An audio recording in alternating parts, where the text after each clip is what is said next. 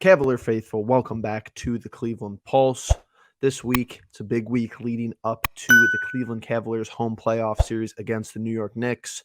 Me, Justin, and Logan will be bringing you 3 different uploads. Keys to the series is what we are calling them. Justin's is already out talking about the matchup between Okoro and Brunson. Mine today is about the coaching matchup with Tom Thibodeau and JB Bickerstaff, and Logan will have his own solo upload as well. Before we get into this one, hit the sub button, hit the like button. Make sure that you follow along this week. Lots of content coming your way. It's interesting. Pro sports. I think basketball is the head coaching position in basketball is the least important. I think a lot of people can agree on that, except for the playoffs. The playoffs, coaching decisions, game planning, strategizing, overall the chess game matters a lot in the NBA. Now, there's a couple things we have to talk about here, which I think are interesting. So, Tom Thibodeau is no stranger to the playoffs. That doesn't mean he has a good playoff record by any means. He is 25-36 in the playoffs in his coaching career. So, he is under 500. That is a fact, but he has 61 career playoff games coached. That's not a small number. Even if you look around the Eastern Conference, it's not the highest that could be the potential in the Eastern Conference, but there are some more rookie head coaches when it comes to the playoffs. And one of those guys is JB Bickerstaff. Now, what I think is interesting, that if you actually look at JB's coaching record on his Pro Basketball Reference page, he actually has coached in a playoff series in 2015, 2016, which I do not believe a lot of people know. He was the head coach of Houston at the time, and he played in a playoff series or coached in a playoff series where they lost 4-1. Let me actually go and look on who they ran up against the Warriors that year. Interesting. And they actually took a game. So they took game 3, 97-96. Very, very interesting. Besides that, we know that JB coached in 2 play-in games last year. The one against Brooklyn where we lost, and then the second game where we lost against Atlanta. So he has coached in a road play-in game and a home play-in game. Not technically the playoffs, but with some guys on this roster composition, he has coached them in a postseason setting.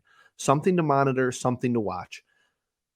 The experience, the head coaching prowess as far as the playoffs definitely goes to the Knicks in this series, and that's coming from a Cavs fan. I think if you remove all bias out of it, I'm not saying Tom Thibodeau is a Hall of Fame coach. I'm not saying he's generational. I think he's done a good job with this Knicks roster this year, and I think that he's been a pleasant surprise for them. But you could say the same thing about JB Bickerstaff, exceeding expectations, coming in at that 4 seed in the Eastern Conference. So you might be wondering, what am I looking for and what might you be looking for as far as this series? Number one, and go watch Justin's upload, is going to be matchups. Who has the better matchups and who makes the better adjustments with those matchups? Game in and game out, and quarter in and quarter out, half in and half out.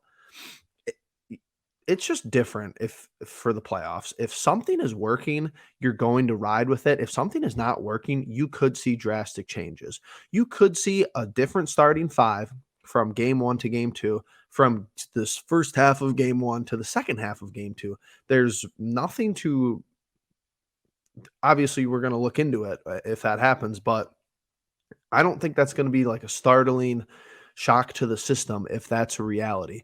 Matchup-wise, you have to go with what works. You're game planning against a team you're going to see potentially 7 games in a row. Doesn't happen in the regular season. You can't operate like that. Number 2, similarly, rotations and minutes management. Are you going to just hang the guys out there to dry? I think that could be a fair possibility. I think that could be a decent strategy. If Donovan Mitchell's averages 42, 43 minutes a game and we win, that's the postseason. That's the playoff. That's what you're getting paid the big bucks to do. Now, is that sustainable as far as making a deep playoff run all the way to the NBA Finals? Maybe with your elite players, maybe with your tier 1 players in the league, it totally is possible. I think Donovan Mitchell's a little bit step below your A1 players. Obviously, he's still very good, but he's not a Giannis. He's not an Embiid caliber player, and he's not like a vintage LeBron or vintage Steph type player. He could be. He could write his own story this postseason, and it will be interesting. JB Bickerstaff ride the hot hand, kind of counter what Thibodeau is doing from their side on to our side. And finally, you have to just have a feel for the game flow. I can't explain it any other way. Momentum is huge in playoffs, on the road, at home. Rocket Mortgage Fieldhouse is going to be absolutely ballistic Saturday night. It will be. It'll be absolutely deafening. The place is going to be packed. Downtown's going to be swamped. I'm going to love it. But you have to know when to call timeouts. You have to know when to not call timeouts. You have to know, hey, even if it's a 4-0 run, 6-0 run, maybe you need a timeout. Call the timeout. Have confidence. Have conviction. I want JB to show us something here. I'm not. This isn't a statement on his coaching overall. These aren't generalities, but I want to see confidence and conviction, and I want you going to your guys and saying, what are we? How do I make you successful in this postseason? How do I draw plays? How do I put you in the right spots offensively and defensively? When do you want me to call a timeout? Here's the thing. JB, you manage the players. You're the coach, but you manage the players. If Donovan Mitchell, hell, Darius Garland, if one of them comes to you and says, when I look at you and I go like this for the challenge, use the challenge. I'm totally fine with it. It's going to be controversial, and I'd actually have to look at the playoff rules. I don't know if the challenges are the same or a little bit different. I would assume they're the same, but they could be different. You might get more, or you might get it back if you win it, whatever. If Donovan Mitchell wants you to challenge a call, just challenge it. I mean, that's your guy. That's your all-star. That's your highest caliber player. In the same token, how do I want to say this? I need JB to just be a confident coach this series. I need him to be more confident than Tom Thibodeau. And I don't really think that that's asking for too much. I know we've talked about the experience. I know Tom Thibodeau's had more postseason experience. Sure, he's been in high-pressure situations a little bit more, but this isn't exactly JB's first rodeo. You saw him in 2 playing games last year, and you kind of saw his deficiencies. Maybe in calling, not calling timeouts, not setting the guys up for correct inbound plays, which you kind of saw through the regular season this year. And then kind of figure it out from game 1. Try some new things, try some things maybe that you didn't want to try during the year, or maybe that you tried at the end of the year.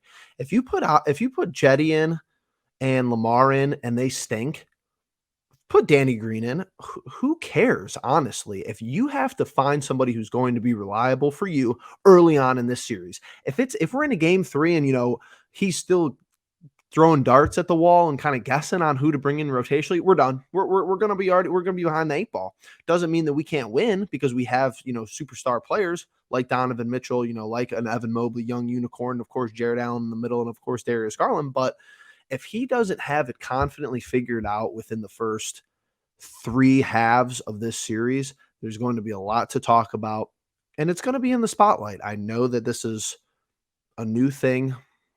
Basically the Cavs in the playoffs, the postseason, without LeBron. We all knew LeBron was basically the de facto head coaches of those teams. Maybe Donovan Mitchell will be the de facto coach of this team when it comes to crunch time, when it comes to 1 play left, shot clocks off, and you got to just go from there. It's going to be interesting. It's going to be something to monitor. I'm glad you guys made it this far. Like I said earlier, hit that subscribe button. Make sure you hit the like button. Comment down below. Are we confident in JB as a coach? Do we think he's going to make the right decisions as far as timeouts, gauging momentum, and rotation-wise? Let me know down below. Be on the lookout for our other videos. We're going to be coming with a live stream later this week as well to kick off this postseason run by our Cleveland Cavaliers. With that all being said, we'll see you guys in the next one.